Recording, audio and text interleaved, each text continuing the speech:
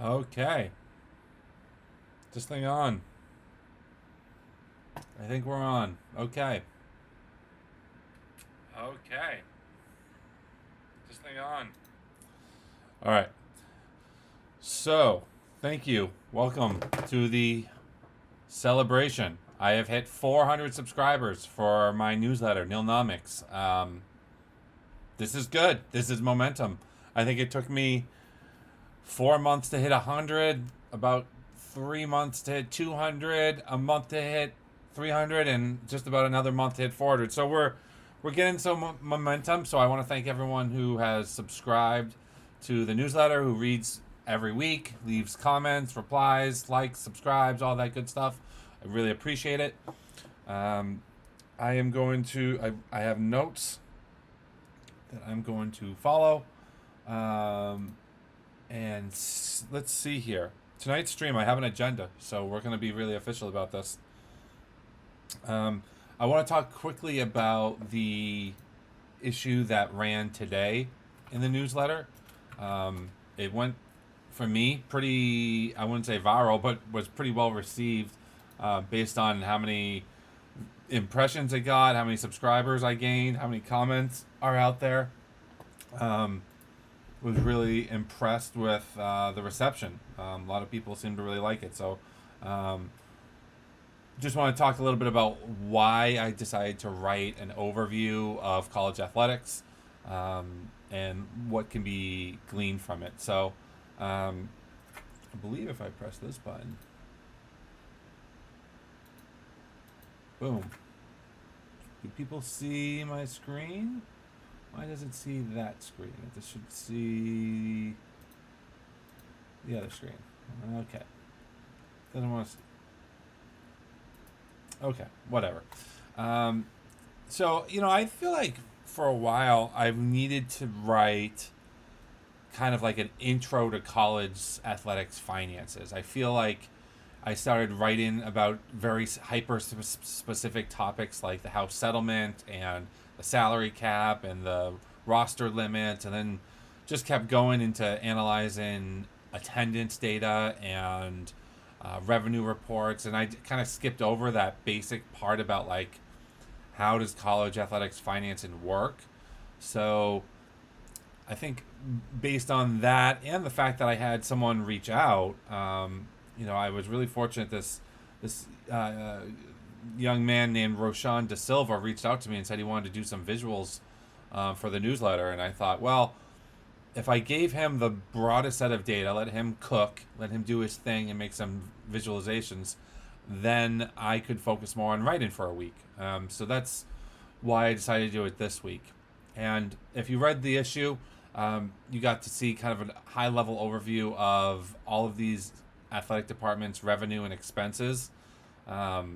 Specifically, I mean, we can talk quickly about like the revenue side of the house.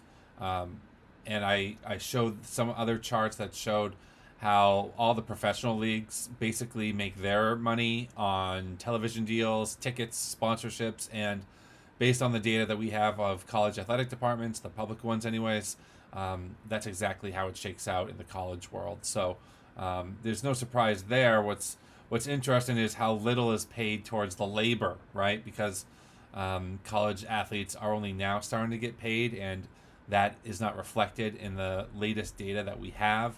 So it's very interesting to look at the revenue side on these financial reports and see that there's no payments towards the players. But there are certainly a lot of payments made towards the staff, right? Over 4.5 billion of the nearly 12 billion in expenses that were paid by colleges in FY24 was paid to the staff, and 2.3 of that was just for the head coaches, which isn't really surprising when you think about all the headlines we saw with James Franken, all the other coaches that were fired this year. I mean, the coaches carousel was spinning pretty quickly this year. All the buyouts, all the huge salaries that these coaches are offered is really reflected in these reports. So, needless to say, that is being shooken up by the fact that student athletes are being paid finally. Schools are scrambling to get revenue to pay for that. Now, what's always interesting is to hear them cry poor. Every athletic director in the country thinks that they just don't generate enough revenue. It's always interesting to hear that because they're not willing to take a step back and look at where their expenses are going. You hear that a lot about Rutgers lately. They've made a lot of headlines with the latest data that's come out that they are broke and that they can't afford this new era of player compensation. I also think it's interesting to hear how these schools think that either private equity or some other outside source of capital is going to save them, because apparently nearly $12 billion is not enough to run a D1 athletic program. I think if you read this week's issue, you'll know that I see reflected in college athletics what I see reflected in many other scholars have seen reflected in colleges and universities in general, which is Bowen's Law. That was a real centerpiece of my dissertation. And Bowen's Law basically means that colleges and universities are in the business of prestige. And in the pursuit of prestige, there is no limit to what they can spend to acquire and work towards that goal of acquiring prestige. So schools will raise all the money they possibly can and spend all the money that they get.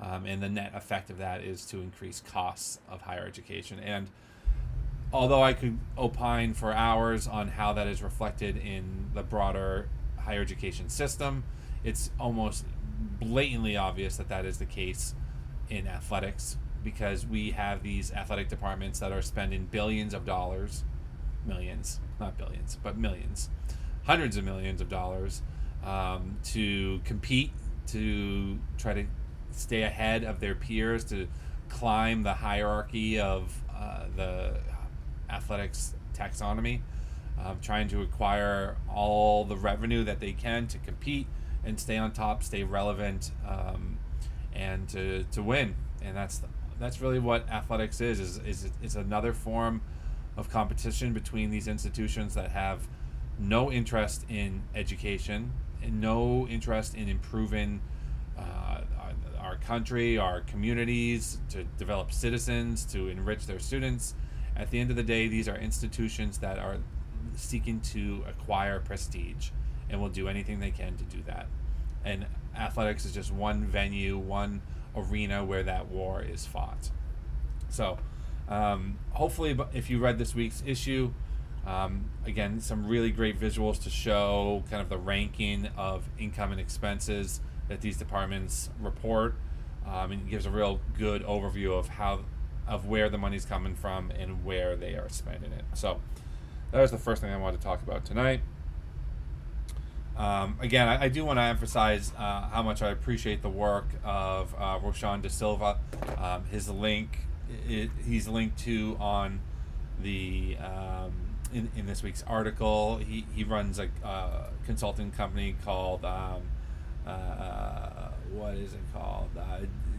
Datagraphy. I think if you take a look at the charts that are in this week's issue, you will be blown away.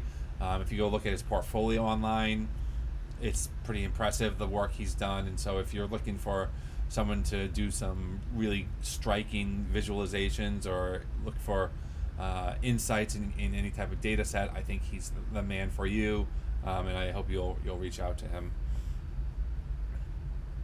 A big thing going on these days, if your eye is on college athletics and the business of the sport, is that the fiscal reports for FY25 have just been released. The schools were required to submit them to the NCAA by January 15th, and that is when I started requesting those documents from schools.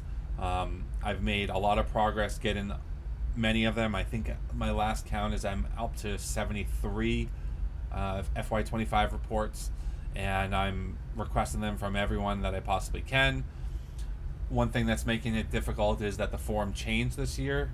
There's multiple new fields that schools are reporting data for, which requires me to update my code to scrape all the reports. But just like in prior years, I will compile this data, put together a very massive data set and post it publicly for everyone, which I can't emphasize enough. No one else is doing. um, the two sources the sources I know of are the Knight Newhouse data set that is free to the public. You can download some data there. The Extra Points library has some of this data that you can pay to download if you want.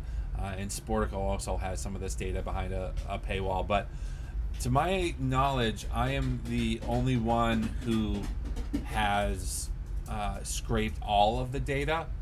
Usually these other sources only have the high-level summary data, whereas my data set goes a bit deeper and has team-specific line item data. So, if you want to know how much the golf team spends on travel, or the women's soccer team spends on food, or how much the head coach of the men's wrestling team makes, that type of detail is only available in the data that I'm scraping. So keep an eye on the newsletter. I will update you when that data becomes available.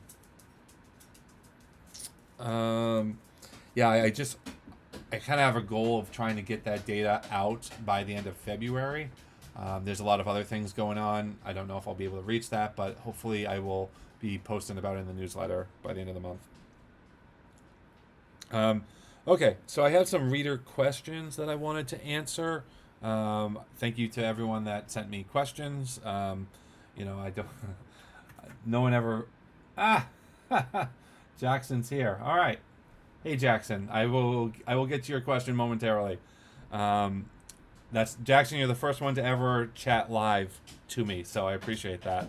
I find that these videos are usually watched retrospectively, but I do have some questions from readers that I would like to answer. First is, what should readers expect over the next few months? I can tell you the next issue that I'll be writing up is doing an analysis of the Learfield Directors Cup. If you're not familiar, the athletic director has basically made up an award to go to the best school in the country in college athletics that covers all sports. There's a kind of complicated scoring system that basically takes, every school gets scored on 5 sports. I think it's football, men's, women's basketball, volleyball. You have to have those sports, and you get scored on those, and then it takes the top 5 or 6 of the remaining sports, how you performed, and gives you points on those, and then adds it all up. So I'm going to break down that scoring system in a lot more detail, but also, of course, because I'm looking at the financial side of it, I'll be breaking down the financial side of it and what's the relationship between a school's revenue and their performance in the Directors Cup. So that will probably be this weekend. Now that football's over, we're getting to the part of the year where we focus more on basketball. So I'm going to do a lot of the similar analyses that I did for football, for basketball, including the staff size for the men's and women's teams across the power division in Group of 5 and mid-major schools. I'll be working on that. And then I think hopefully as these financial reports come in, I'll be able to update some of the analyses I've done in the past. I've seen some people out there already reporting on the Iowa women's basketball team's ticket revenue now that Caitlin Clark has left the team. I've seen some analyses on Rutgers' poor financial position. So once I get all this data scraped from these reports and put it together in a clean data set, that will be the source of numerous analyses moving forward. So thank you for that question. Another reader asked me, what issue do I like best of the newsletter? Which one am I most proud of? I would say, that's a good question. Way back at the start, one of my first issues, I did a comparison of what the scholarship limits currently were pre-house settlement and what the roster limits would impose. That was one of the big components of the house settlement, was an implementation of roster limits. and I had some cool graphs that looked at each of the top schools and displayed like the before and after, based on their current roster size, what the changes would be, and I kind of added that up in a myriad of different ways. So I thought that was really interesting. In fact, that was one of the ways this newsletter started, was because I kind of imagined what that looked like to begin with, and I didn't see anyone else reporting it. So I thought I could be the one to break down the changes in rosters, and so I'm pretty proud of that. Next question: what should parents know about NIL? That's really interesting. I was just interviewed on a podcast that should be coming out in a week or two about that. I think it's easy to get lost in the headlines that, if you're a parent, you might presume that all student athletes are getting hundreds of thousands or millions of dollars in NIL deals. The headlines about Livy Dunn and Arch Manning and all these top 1% of all student athletes making millions of dollars, that parents might delude themselves into thinking that could happen to their son or daughter. But I think the report just released by Open Doors that shows that the median NIL deal is about $600 or $1,000. It's something very small. Goes to show that most of these NIL deals are pennies. That's not something that you would, plan your collegiate career around or think that will be a life-changing experience. Really, I think NIL is just a market correction that players can finally do things like, sign autographs or sell merchandise with their name, image, and likeness on it, and get paid something, whatever they can get. Whatever the market will bear, I'm happy for them that they can do that now, that it can be out in the open, that can help contribute to them creating a brand for themselves, to market themselves, that can lead to new career opportunities. But, I think for parents, and I say this as a parent myself, the focus should be for the majority of players, of student athletes, the value that you get from an education. The idea that someone working hard in the on the field or on the court can get a free education, especially with the cost of higher education these days. I just think it's lost in the discussion a lot. There's just so much opportunity with getting a college degree, and the type of opportunities it opens for players. I think that should always be the focus for most parents. So I always want to bring that up. Next question. Someone asked me what my March Madness picks were. I have not paid attention to college basketball at all, other than to try to start to think about what I would do once I got done with covering football and trying to do some, financial analyses of college basketball. So, don't have a pick. What my unofficial tagline of the newsletter is that I do not profess to know ball. I didn't play D1 sports. I barely played any sports growing up. Played a lot of sports video games. I'm a great NHL 94 player or NFL Blitz player, but don't know ball. Don't profess to know ball. You will not get picks from me. I follow my teams, the Northeastern University hockey teams. I'm a huge supporter of and follow very closely. Went there for undergrad, and then Bowling Green, I got my master's degree, so I follow their football team and think that they've got a lot of hype around them with Coach Eddie George this past season and beating Toledo. So follow those teams, but I don't profess to know anything. So the other unofficial tagline of the Nilnomics newsletter is I do not know ball. We'll stick to my spreadsheets, and that's where my expertise is.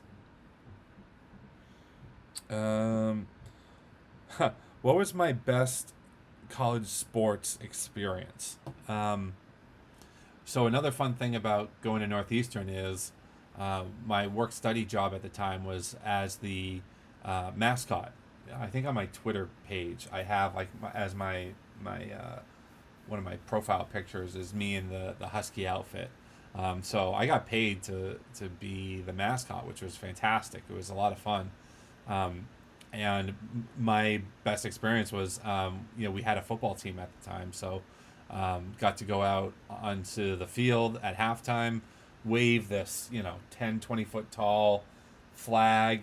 And of course, the big game that I remember is when I think, the big game was when we played Joe Flacco, who I believe went to Delaware.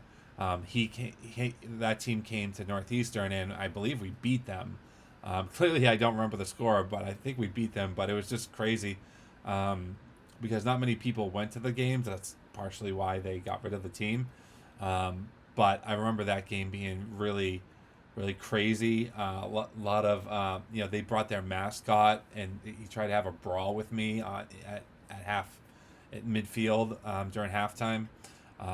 So that always stuck out to me. And when I was in grad school and I went to Bowling Green, I mean, that's really when I really started to love college sports. I mean, I loved the hockey team at Northeastern, but really fell in love with college football at my grad school. I mean, I had never seen anything like it. I never been to a game, and I'm not trying to say that Bowling Green's football team is the greatest, but they've certainly got some dedicated fans, and the students really love to go to the games and show up and show out, and so I just really started to develop a passion for college sports at that time. So, next question. Okay, so Jackson, this is from Jackson Roos, who I have to say, if you're not listening to his podcast, he has a great podcast called College Football Today. He kind of goes over the business of college sports in like 15-20 minute episodes, which is really great. You can kind of listen to it quickly and get caught up. I've linked to it a few times in the newsletter. I think it's a really cool podcast to put in your feed if you're into podcasts like me. But he had a question. What do you think is the most misunderstood or underreported aspect of athletic department budgets? Is it the role football plays in subsidizing other programs? Or are there more nuanced dynamics that tend to get missed? That's a great question. It's hard to be underreported when I feel like these reports more and more are under the microscope. I would just say it's kind of the magic of college sports, if not just higher education accounting. If you looked at the charts that I put out this week, the fact that the revenue and the expenses are just nearly perfectly aligned, is should raise red flags. The categories of revenue, the ones that specifically remark that are from institutional subsidies or student fees or state and local government. I just love that it's so brazenly open about how college athletics in a lot of ways is a house of cards. There's just no way that without schools subsidizing most of these programs that they would be able to operate, and that kind of plays into the accounting that you see on these financial reports. I see all the time these publications that do team evaluations and try to like put a financial dollar to some of them. That's like the first thing that they cut out of the financial reports because it's fake math. It's paper money. You really, if you want to see what a school's worth, you would just focus primarily on their television rights, their ticketing, their licensing, and maybe some other small sources of revenue. But no one takes seriously the institutional subsidies or student subsidies. It's interesting to like examine and to measure. I had an issue a week or two ago about how JMU has like the largest student fee for college athletics, and that's always interesting. But ultimately, there's so much fake math in college athletics finances that it's just kind of brazen in how honest and open it is. Not trying to hide just how fake the math is. So I don't know if that was a great answer to your question, Jackson. I don't know if he's still here, but I think that always bears some attention. I think your point about how football subsidizes everything is well said. You hear about how people forecast the future of college athletics, whether football is going to break away or there's going to be a super league or something akin to that. Um, it's hard to imagine college athletics surviving without football subsidizing everything else. And I think it's kind of a line in the sand that if anything challenges that, people are going to get up in arms. I think there's a lot of concern for the Olympic non-revenue sports to survive. I think we as a country, what makes us so special, among many things, is how we fund athletics. The country doesn't subsidize it like many other countries do. That it somehow survives off the back of these football teams. If that gets challenged, I just think that that's going to be a galvanizing force politically. And how that will shake out, I have no idea. But yeah, I think, Jackson, your point about how football subsidizes everything, has to be centered in any discussion about where we're going to go next. So that's all I've got for questions. I've gone over everything else, so I'm going to end it there. Again, really excited to have hit 400 subscribers. I'm going to keep doing these Q&As every 100 subscribers up to 1,000 at least. And I'm already halfway there to 500, so there'll be another one of these coming up real quick. So thank you if you're watching this. And if you're not already, you can subscribe to the newsletter at nilnomics.com, NILNOMICS.com. You can find me. My name's Greg Chick. I'm at Greg Chick, PhD, on X, on LinkedIn, or you can follow the Nilnomics account on Twitter too. So thanks so much for your time, and hope to see you next time. Have a good night.